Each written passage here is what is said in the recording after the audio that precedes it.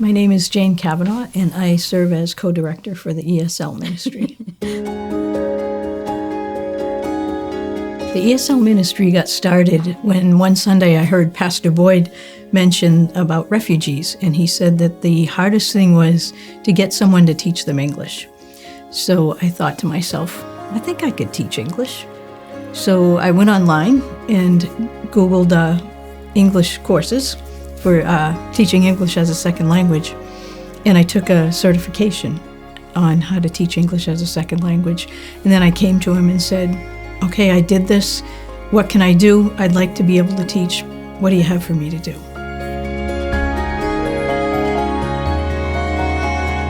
I started calling Monday night ESL class our Monday night mission trip, because I was feeling that all these people are coming from all different places, and God's bringing them right here to us.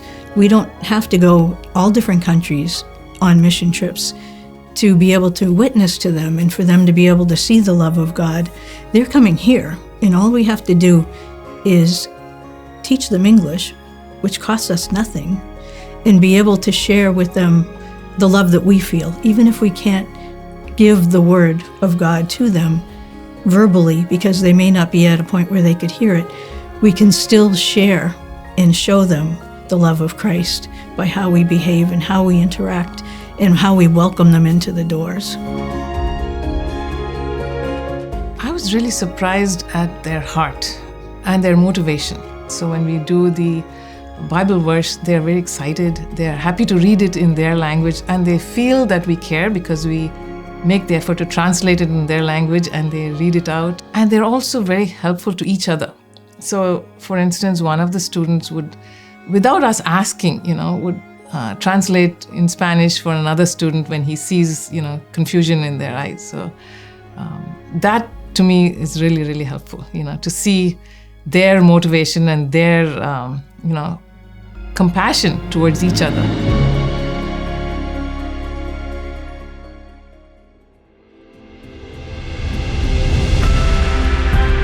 My name is Ebru and I am from Turkey. I came 18 months ago.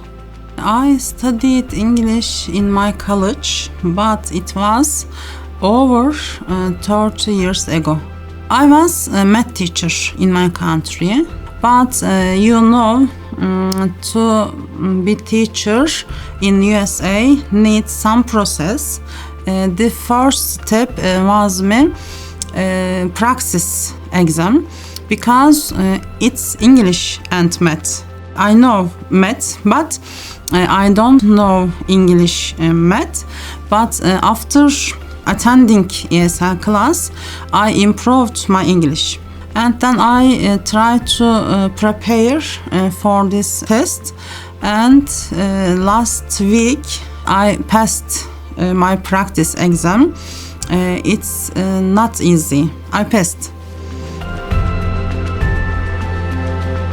I have always loved meeting people from different cultures and different languages, and I want to get to know them and figure out what their story is, find out where they've been, where they grew up, what brought them here. I really want to know all the details of their life. In my own family experience, I also watched my mother's family, who immigrated to this country and couldn't speak English, watched them be treated differently. They couldn't get the kind of jobs that they were skilled to get, or they had the intellect to be able to get, because they couldn't speak English. So watching them struggle also gives me a little bit more of a heart too for the folks who are coming in as immigrants and refugees. My name is Patricio. I am from Ecuador. I come to the United States 1.5 years ago. My job in Ecuador was in the government administration. My first opportunity in United States is construction and cleaning. When I first came, my English was 10%. I started ESL in November 2022. My experience has been excellent, learning very fast. I can now speak English in my job, in the restaurant. Cuando vine de mi país, de Ecuador, hacia acá, Estados Unidos, dejé mi familia, dejé mi hija dejé muchas cosas atrás, muchos sueños, muchas metas. La barrera que existe de un país a otro sin saber el idioma es el racismo que hay en diferente tipo de personas. No son todas, pero sí hay ese racismo.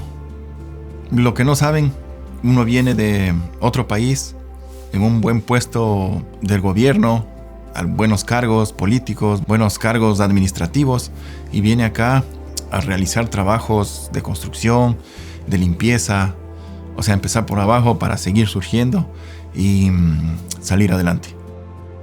Lo que me faltaría para seguir aprendiendo inglés es tener más comunicación con gente nativa. Y aquí en las clases de ESL tenemos la oportunidad de hablar y expresarnos para que ellos nos corrijan, para transformarlo en el inglés correcto. I want to thank you all for your teaching, for your time, and for your patience. I think that part of what makes this ministry so exciting is that we don't know who's coming through the doors. We don't know whether we're going to get people who can't speak at all, people who've been here a long time, people who are illiterate in their native language, or if we're going to get people who are very educated and come in. What we do know is that God sent them here. We have an opportunity at PAC, and in particular in the ESL Ministry, to serve the immigrant and refugee population and to be able to help them learn English and open doors and adjust to their community and adapt to living in this new country that they're in. We can always use more volunteers. If you have a heart for ESL at all, we have a spot for you. Come join us. We have a great time on Monday nights. You get to meet lots of people from lots of different places, experience their culture. Come join our Monday night mission trips. You won't regret it.